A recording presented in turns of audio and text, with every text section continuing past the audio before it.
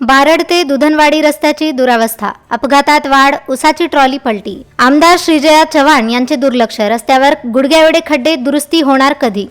बारड ते दुधनवाडी या मुख्य मार्गाची अत्यंत दुरावस्था झाल्याने अपघातांचे प्रमाण वाढत असल्याची गंभीर बाब समोर आली आहे. ठिकठिकाणी मोठे खड्डे, उखडलेले डांबर आणि अरुंद झालेला रस्ता यामुळे वाहन चालकांना मोठ्या अडचणींचा सामना करावा लागत आहे.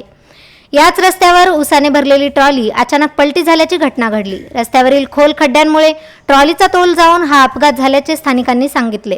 सुदैवाने मोठी जीवितहानी टळली असली तरी चालक व मजूर किरकोळ जखमी झाले आहेत. ऊस हंगाम सुरू असल्याने या मार्गावर जड वाहनांची सतत वर्दळ असते. मात्र रस्त्याची वेळेत दुरुस्ती न झाल्याने शेतकरी व वाहन चालकांना जीव धोक्यात घालून प्रवास करावा लागत आहे.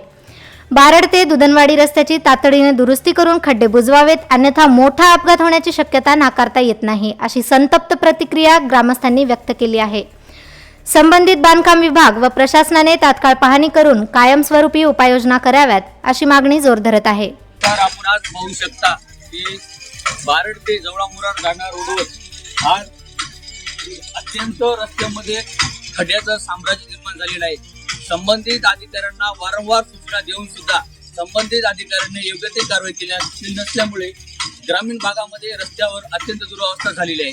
याच्यामध्ये अपघाताचं प्रमाण वाढलेलं आहे, तरी सुद्धा लक्ष देत नाही. वाळू माफियांनी मुंडकवरी काढल्यामुळे वाळू तस्करीचे जोरदार तस्करी होत असल्यामुळे रस्त्यांची अत्यंत दुरावस्था झालेली आहे. तरी संबंधित अधिकाऱ्यांनी लक्ष देत नाही. याच्याकडे कोण जिम्मेदार कोण राहणार? आज पाहू शकता तुम्ही तिथे शेतकऱ्यांची दुरावस्था झालेली आहे, तिथे ऊसाची ट्रॅक्टर पलटी झालेली आहे. तर शेतकऱ्यांनी जाब विचारावं कोणाला? वारंवार असे अपघात वाढत आहेत. या रस्त्यामुळे गरोदर मातेला सुद्धा नेणं अत्यंत कठीण झाले, दुखणे पद्धतीचे झालेले आहे. शेतकऱ्याला अवजड वाहने नेता येत नाहीत. वाळू माफियामुळे हे असे प्रश्न निर्माण होत आहे. अवजड परमिशन नसताना सुद्धा अवजड रेतीचे वाहने या रस्त्याने वारंवार वाहतूक होत आहे. तरी सुद्धा संबंधित अधिकारी झोपेचे सोंगटे घेत आहे. या संबंधित अधिकाऱ्याला आदर हे कोणाच आहे? वारंवार आशुतोष चव्हाण साहेब यांचे गुत्तेदार, वाळू माफिया हे सर्वच हे झाले. त्यामुळे रस्त्यांची अत्यंत दुरावस्था झाली आहे. तर शेतकऱ्याच्या अपघाताचं प्रमाण वाढत आहे. तरी संबंधित अधिकारी याच्याकडे लक्ष देतील का?